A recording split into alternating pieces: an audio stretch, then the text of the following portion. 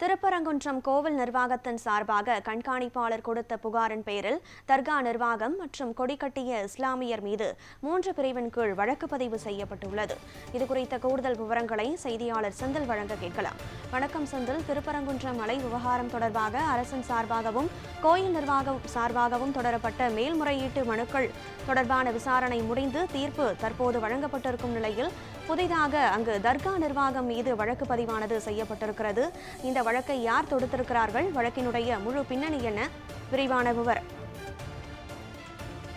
நிச்சயமாக கனகதாரா, முருகப்பெருமானின் அறுபடை வீடுகளின் முதல் படை வீடான திருப்பரங்குன்றம் சுப்பிரமணிய சுவாமி கோயிலில் மலை மீது தீபம் ஏற்றுவது தொடர்பாக தொடர்ந்து சர்ச்சைகள் எழுந்துள்ளது.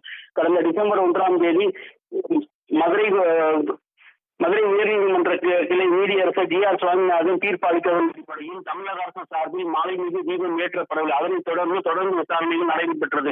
இதனைத் தொடர்ந்து தமிழக அரசு சார்பில் மனுவை நிராகரித்து மேல்முறையீடு மனு செய்யப்பட்டது. அந்த மேல்முறையீடு மனுவும் தள்ளுபடி செய்யப்பட்டது. நேற்று மதுரை மாவட்ட ஆட்சித்தலைவர் பிரவீன்குமார், மதுரை காவல்துறை கண்காணிப்பாளர் ஆகியோர் விசாரணைக்கு ஆஜரானார். அதனைத் தொடர்ந்து சர்ச்சைகள் எழுந்துள்ளது. இன்று திருப்பரங்குன்றம் கோவில் நிர்வாகம் சார்பாக கொடுத்த கண்காணிப்பாளர் சத்தியசீலன் கொடுத்த புகாரின் அடிப்படையில் தர்கா நிர்வாகம் மற்றும் கொடி கட்டிய இஸ்லாமியர் 3 பேர் மீது 3 பிரிவுகள் மீது வழக்கு பதியப்பட்டுள்ளது. திருப்பரங்குன்றம் மலை மீது தீபம் ஏற்றுவது குறித்து திருப்பூர் நீதிமன்ற அவமதிப்பு வழக்கு நேற்று நடைபெற்றது. இதில் கோவிலுக்கு சொந்தமான இடத்தில்தான் தலமரம் உள்ளது. அப்படி என்றால் தங்களிடம் அனுமதி பெறாமல் இஸ்லாமியர்கள் சந்தனக்கூடு கொடி கட்டினார்கள் என்று கேள்விக்கு நீதிபதி கேட்டார்.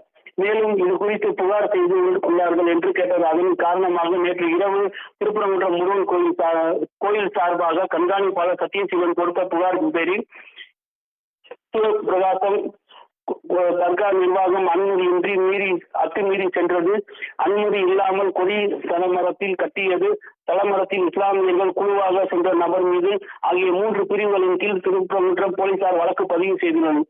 இதனைத் தொடர்ந்து இந்த வழக்கில் பதிவு செய்யப்பட்ட நேரில் ஆஜராக வேண்டும் என்று காவல்துறை தரப்பில் தெரிவிக்கப்பட்டுள்ளது. கனகரா, விவரங்களை வழங்கியமைக்கு நன்றி செந்தில்.